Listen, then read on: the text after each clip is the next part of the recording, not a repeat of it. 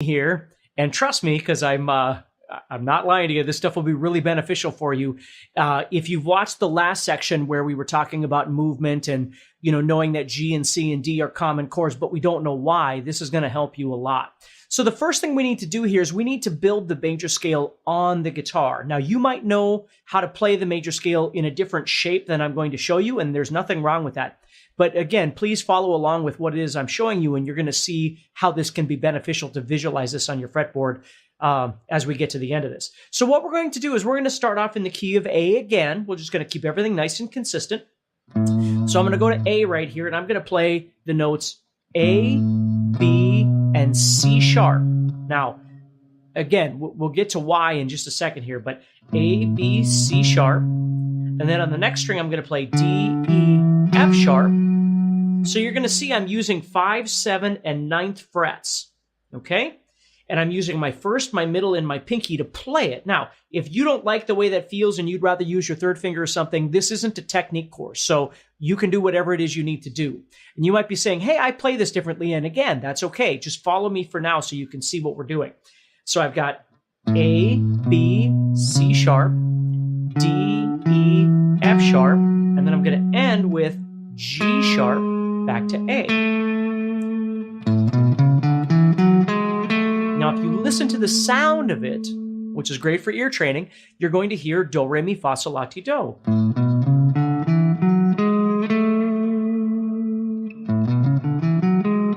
Now, the wonderful thing about this scale that you're learning right now is it's movable wherever you want to go. So if you wanted to be in the key of G, you could go down and do exactly the same thing. And it's still going to sound like do, re, mi, fa, sol, la, ti, do. If you had perfect pitch, you'd be hearing all of those pitches and going, hey, that's a B flat or that's an F sharp.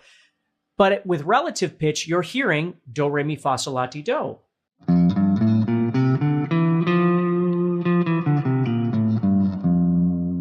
So from a relative pitch perspective, the notes are irrelevant. What's important is the fact that we're hearing do, re, mi, fa, sol, la, ti, do. Okay? Now, again, I can play that anywhere on the guitar. That's the benefit of the guitar being set up the way it is. If you go to a piano, some keys have more black keys than whatever and, different sharps and flats. On the guitar, it's symmetrical. So no matter where I go, and what you're going to notice about the way we're playing this is that the first two strings are very symmetrical. I'm playing 5, 7, 9, 5, 7, 9, and then 6, 7. And that's as far as we need to go for right now. But it makes these two strings very easy to play from a symmetrical perspective, and more importantly, very easy to visualize. I can visualize the first note, second note, third note, fourth, fifth, and sixth, all sitting right there on those two strings. I can visualize them, even if I wasn't playing it. So if I was in the key of G, I could still visualize 1, 2, 3, 4, 5, and 6. And it's those 6 notes that we want to focus on right now in our discussion. Now, the major scale consists of 7 different notes, with the 8th one being the octave. 1, 2, 3, 4, 5, 6, 7, 8 is the octave, okay? And of those 7 notes, in between each one of those, we're creating a series of half steps and whole steps. So if you look at the distance from A to B, that's 2 half steps or a whole step, right? Okay, or we could call it a major second, right? But let's call them whole steps or half steps for now. Now, when I go from B to C sharp, it's another whole step. So I have whole step, whole step. Now, when I go from this note C sharp to the next note, which is D, if I was to put both of those on the same string, you'd see it's only a half step. So the half step occurs between the 3rd and 4th notes. 1, 2, 3, 4. So we have whole step, right? Whole step, half step, and then we go whole step, and then from here, that's a whole step as well, and then a half step. So ultimately what you wind up with here is half steps between the 3rd and 4th notes and the 7th and 8th or 7th and 1st notes, right? First, 1 and 8 being an octave, right? So if you think about your major scale consists of that intervallic motion. It's got to have half steps between the 3rd and 4th and 7th and 8th notes, and then whole steps everywhere else. And that's why you can take this and move to G and play exactly the same shape, because your whole steps and half steps are going to be consistent. Whole step, half step, whole step, half step. And no matter where I go on the guitar, as long as I start on the 6th string, for now, okay, it's going to look the same in my eyes. It's going to sound the same in my ears as do, re, mi, fa, sol, la, ti, do. So that's why we're setting it up this way. And now you kind of understand a little bit more about what the major scale actually is a series of whole steps and half steps, which makes it sound like do, re, mi, fa, sol, la, ti, do. Now, because we have 7 different notes in the major scale, the 7 different notes, each one of those notes are going to generate its own chord. So we're going to wind up with 7 different chords, okay? And this is where I'm going to take the mystery out of the G, C, and D and the common chord progressions that you might have heard before, but you don't know why. That's what we're going to talk about now, is just some fundamental theory to help you with your ear training in figuring out songs, okay? And even being able to play them on your guitar. So out of these 7 notes, 1, 2, 3, 4, 5, 6, 7, we're going to create 7 different chords. Now, in the key, we're just going to be in the key of A major to keep everything consistent, but you could move this anywhere you want. So in the key of A major, the first chord in the key of A major would be A major. So the first chord in any key, if I'm in G major, the first chord's G major. If I'm in D major, the first chord's D major. Now, right now, don't worry about minor keys and all that kind of stuff. We'll get to some of that a little bit later. Right now, we're talking about the quintessential major scale that provides us with so much of our logical theory. Okay? So with that major scale, okay, again, 1, 2, 3, 4, 5, 6, 7, and then 1 or 8, however you want to look at that. If we're playing in a major key, the first chord in the major key is major. It always will be.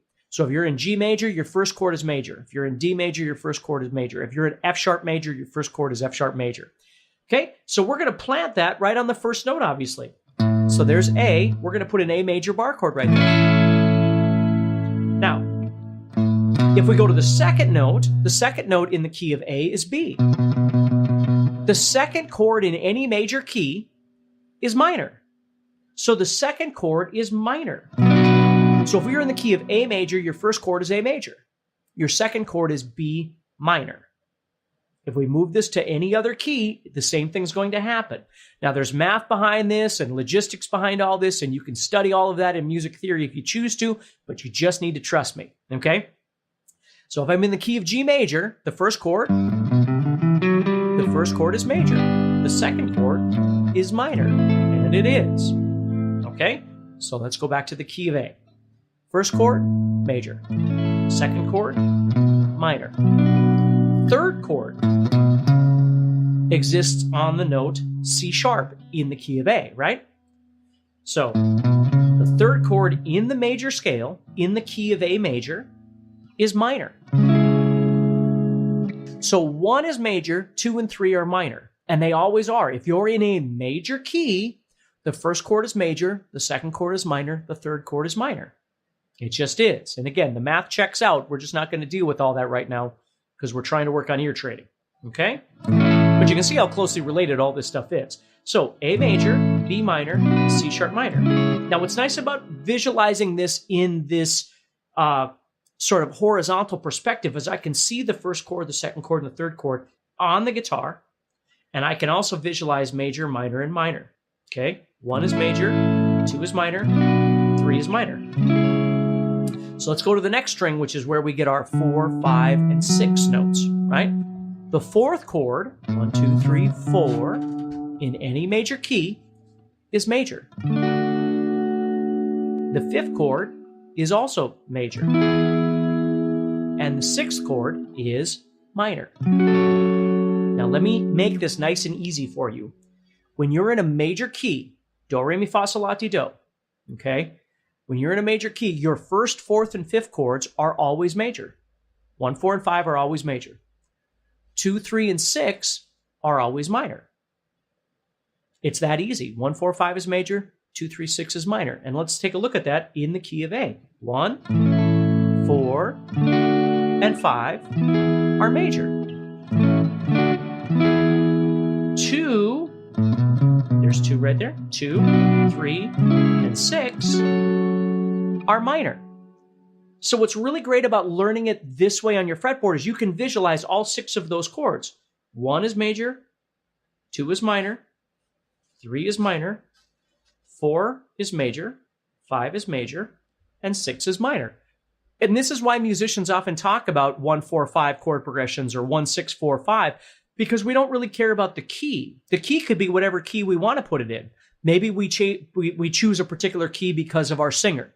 Our singer sings better in a particular lower or higher key or something like that. Maybe we choose a key because we only know certain keys on the guitar, right? We can only play G, C, and D because we just started playing guitar. We don't know how to play in the key of B flat because we don't know all of our bar chords or something like that. There's lots of different reasons that we might choose a particular key over another key, but the consistency of these chords is the same no matter where you go if you learn what we're talking about right now. So if we think about it, if I was to look at A, B, C sharp, D, E, F sharp, and we'll get to the 7th in just a second, or 1, 2, 3, 4, 5, 6, I know my 1 is major, 2 is minor, 3 is minor, 4 is major, 5 is major, 6 is minor, and I can see all those. 1, 4, 5 is major, 2, 3, 6 is minor. So let's think about those chords a little bit. 1, 4, 5, which happens to be A, D, E. Now, if you've played guitar for a while, you've probably played A, D, and E a million times because it's one of the most popular chord progressions on the guitar.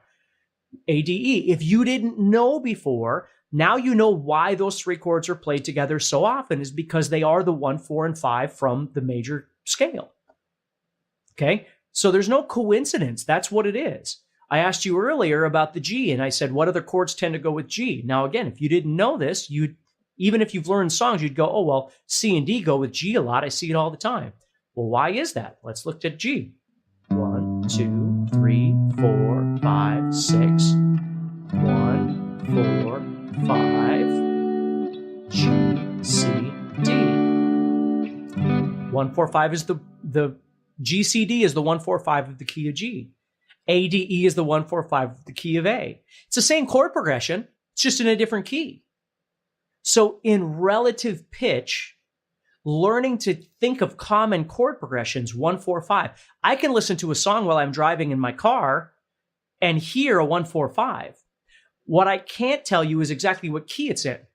I can guess, but I can't listen to the 1, 4, 5 and go, oh, that's in the key of B flat. I'm not sure. Sometimes I'm right, sometimes I'm not, but I can hear a 1, 4, 5. Absolutely. I hear it all the time. I can't not hear it, as a matter of fact.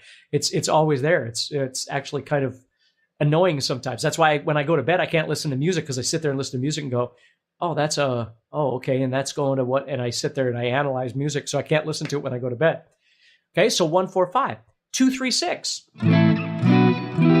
Now I'm in the key of G, just so you can see this. 1, 2, 3, 4, 5, 6. Again, the key is irrelevant to me. I'm just thinking 1, 2, 3, 4, 5, 6. Okay? So 2, 3, and 6 are all minor. So when somebody says to me, hey, let's do a 1, 4, 5 or a 1, 6, 4, 5 in the key of G, I can either panic or I can look at my guitar and go, well, what does that mean? 1, 6, 4, 5, what does that mean? Well, 1, 2, 3, 4, 5, 6, 4, 5. So it's a G, E minor, C, D. Now, I could play those G, E minor, C, D. I could play those down there, right? If I think of, oh gosh, there's just a million of them. But if I think of like Journey, Don't Stop Believing.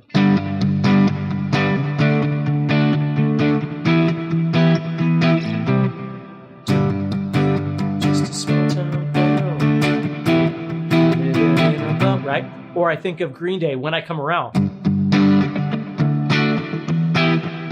I mean, there's a million songs we could talk about that use those chords. All of these chords are very common chords to use. So now all of a sudden I have the availability of understanding a little bit more about my theory to generate the chords that I'm probably going to be using in a lot of the songs that I figure out. So I can go back and forth between using just my logic of higher and lower that we talked about before, or my chord qualities, but major or minor or whatever the case may be. But I can learn this idea to also anticipate some of the other things I expect to C.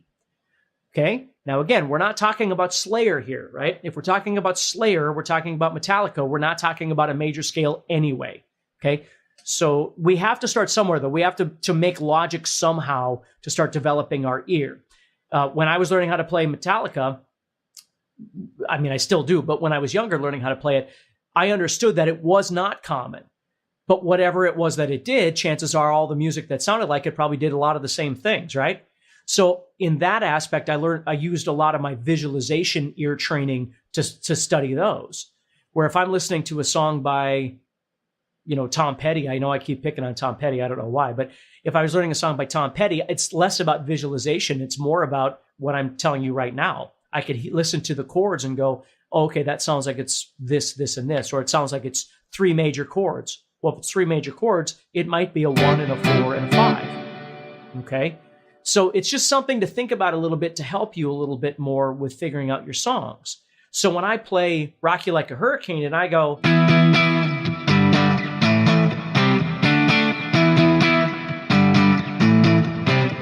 I'm playing them all as power chords, but if I really looked at what I'm doing, I'm playing E, G, A, C, and D. Well, all of those fit in the key of G.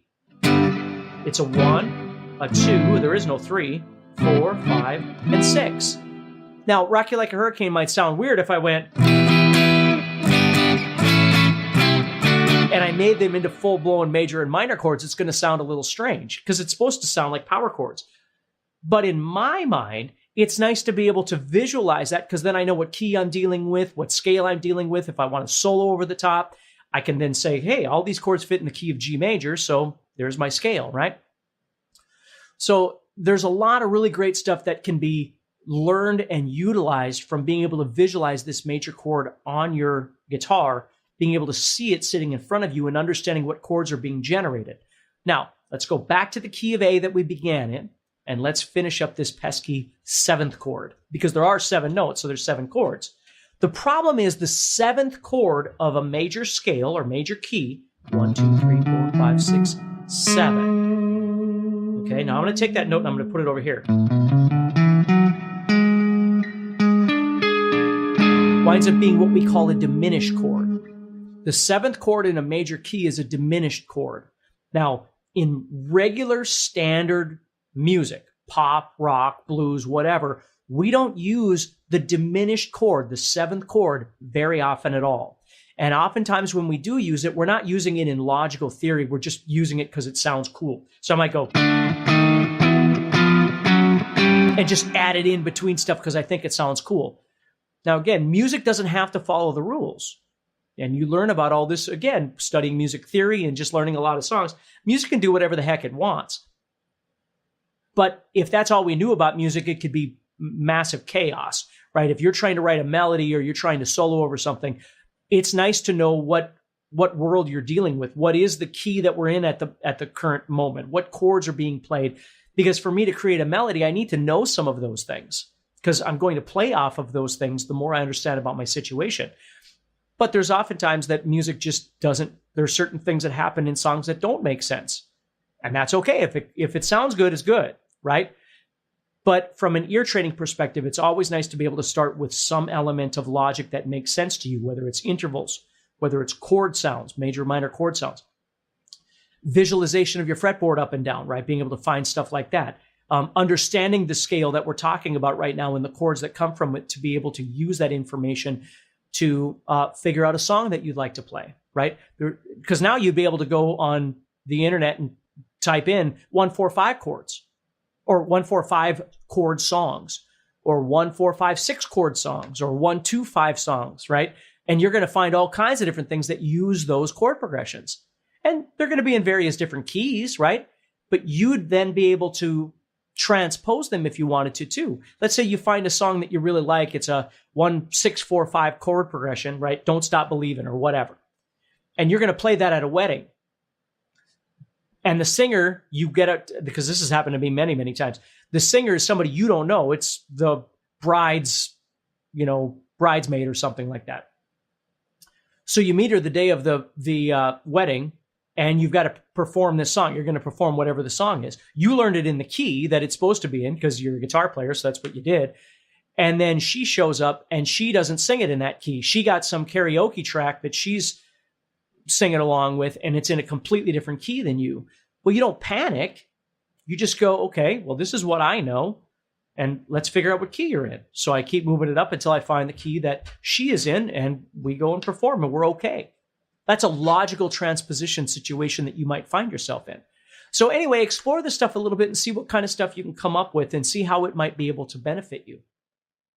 If you want to play songs across the entire fretboard, or play solos over different styles of music that people will love because they sound great and look effortless, and ultimately have more fun playing guitar and have the confidence to jam with fellow musicians, then you're going to want to pay very close attention to this message. Because you're about to discover a simple way to play songs and solos across the fretboard that sounds amazing and looks so effortless that people's jaws will drop because they can't believe how well you're playing, without spending hours of your time learning confusing music theory. My name is Steve Stine, and I'm a guitar player just like you. I've always known the fretboard was a big deal, but was kind of overwhelming. I've been teaching guitar since 1987, and I just turned 51. Maybe it's my age or something, but I never really got how some people can learn the fretboard by memorizing diagrams. And I've tried all kinds of stuff like I'm sure you have, and it sure has been frustrating. Like spending hours with my nose stuck in a book packed with hundreds of fretboard diagrams, or listening to someone who's practically speaking a different language trying to explain exactly what I need to know in a way that I understand it. After spending all that time and money, it never really clicked, and it felt like one critical piece of the puzzle was missing.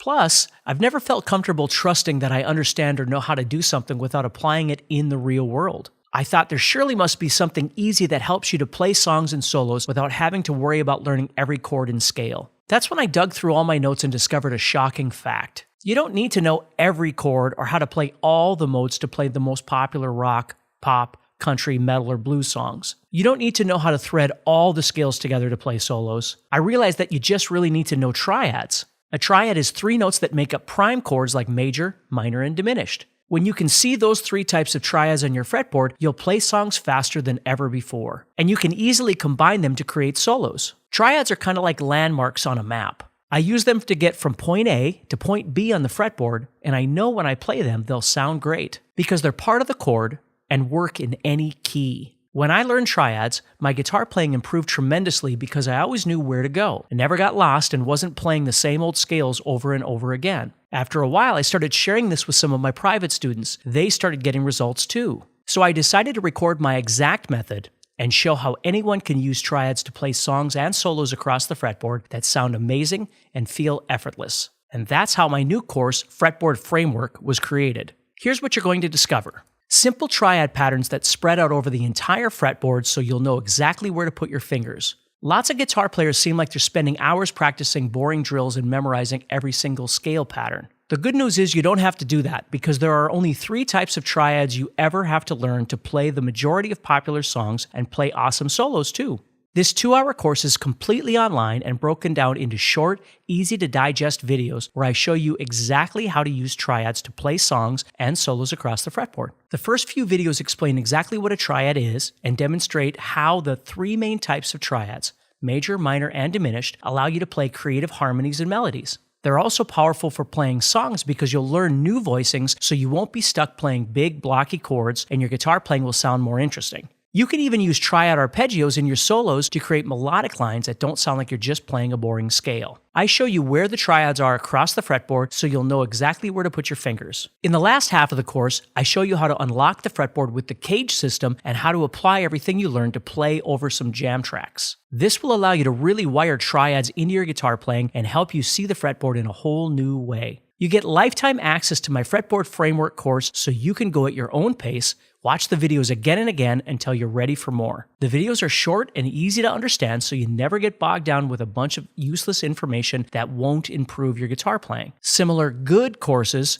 cost hundreds of dollars or even $1,000 at Berklee College of Music online. Or you can do like I did and spend thousands of dollars in college learning what I'm going to show you. With all that said, this could easily sell for $1,000. After all, similar courses sell for $1,497. Of course, it won't cost you $1,000, not even $500. not even $100. You get the complete Fretboard Framework course for just 3 payments of $27.60. Or you can save 70% if you want to make one payment of $69. But it gets better because when you order today, you also get 2 exclusive live sessions where you can ask me your most burning questions about the course. And you don't have to worry about making it because they'll be recorded and uploaded so you can watch them at any time in the members area. Another one of the most important skills you can develop as a guitar player is ear training. That's why I've included my Ear Training 2.0 course as a special second bonus. You'll learn the secrets of playing songs by ear and be able to listen to songs and instantly know what notes will sound great for your solos. If you were to buy this on the website a few months back, it would have cost you $99, but you get it free when you order today. And if you order in the next 15 minutes, you'll get my 3.5-hour Essential Guitar Skills course that originally sold for $99. You'll discover all the skills you need to be a well-rounded lead guitar player. This will allow you to play freely across the entire fretboard and get really creative when it comes time to solo. With this course, you're going to overcome problems like not knowing where to start and end your solos, worrying about what scale will sound good for leads, and alternative scales you can use to improvise better solos than you ever thought possible. You won't have to worry about feeling lost or confused because your fingers will be trained to instantly find the right notes without any hesitation.